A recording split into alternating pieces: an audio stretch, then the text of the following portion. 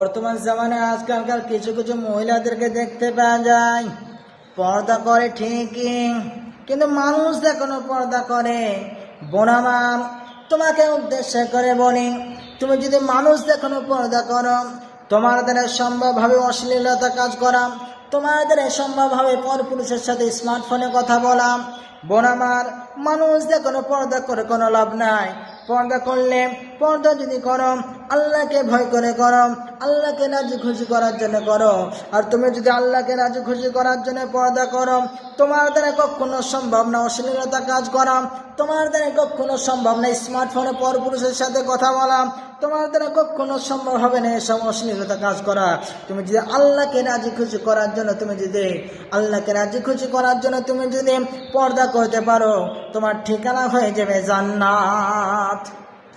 তাই বোন আমার বলি, আল্লাহকে রাজি খুশি করার জন্য পর্দা